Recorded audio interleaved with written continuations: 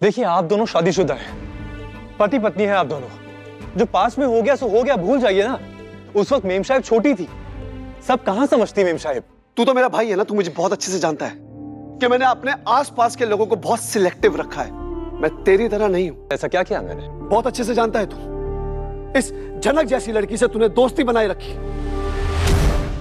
मैं कभी भी झनक जैसी लड़की को अपनी दोस्त नहीं बनाऊंगा। आप अपने पर्सनल क्राइसिस में झनक को क्यों घसीट रहे हैं? क्योंकि आपको लगता है कि कोई इंसान बुरा है, इसका ये मतलब नहीं कि कोई इंसान असल में बुरा है।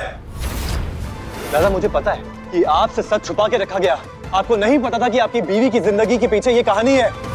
लेकिन मैं गारंटी के साथ कह सकता हूं कि झनक ने आज तक कुछ नहीं छुपाया। कुछ ज्यादा ही कंसर्न्ड हो तुम इसके लिए। हाँ, हूं मैं कंसर्न। मैंने पहले भी ये बात नहीं छुपाई थी और आज भी नहीं छुपाऊंगा। अरे बस कीजिए आप दोनों, अभी इस बात का वक्त नहीं है।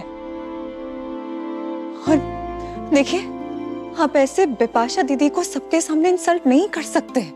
चांस मिलते ही मीठी मीठी बातें करके तुम मेरी घाव पर नमक छिड़क रही हो, जो पहले से ही दुख रहा है। और आज जो इल्जाम मुझ पर आया है ना, वही इल्जाम मैं तुम्हारी तरफ घुमाऊंगी और मैं बच जाऊंगी। और अगर वो आदमी तुम्हें लेकर सौदा करना चाहता है तो मैं उसकी मदद करूंगी और बदले में अपनी जान बचाऊंगी। ये मेरी जिंदगी है, मेरा संसार, मेरा पति, मैं सब कुछ फिर से सजा लूंगी। आप अपनी बेटी को लेकर अभी के अभी यहाँ से चले जाए। लॉल, किस बेस पर तुम बोल रहे हो कि ये बिपाशा को लेकर यहाँ से चली जाए? देखिए, ये मेरा पर्सनल मैटर है, आप प्लीज इसमें दखल अंदाजी मत कीजिए। हर किसी इंसान की जिंदगी अलग होती है, संघर्ष अलग होते हैं और हर कोई ना आपकी तरह एक प्रिविलेज्ड माहौल में पला बड़ा नहीं है।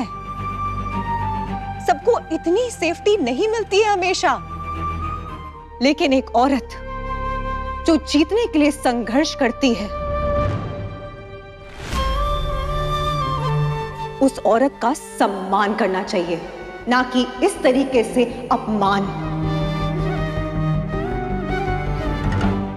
जो कमल होता है ना, वो कीचड़ में खिलता है, लेकिन कमल कमल ही रहता है। और अगर एक इंसान अपनी कीचड़ भरी जिंदगी से बाहर आकर साफ होना चाहता है, नए सिरे से, नए तरीके से अपनी जिंदगी शुरू करना चाहता है, तो उसके लिए बहुत ताकत लगती है।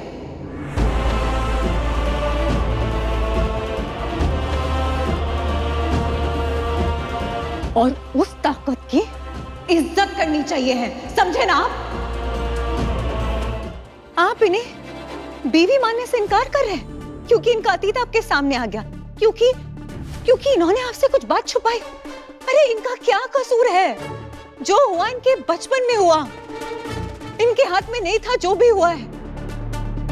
तो इसका ये मतलब है कि आप इन्हें घर से बाहर निकाल देंगे, इन्हें छोड़ देंगे? नहीं, ये सही नहीं है और ये नहीं होगा। बिपाशा दीदी, आप कहीं नहीं जाएंगी, आप इसी घर में रहेंगी।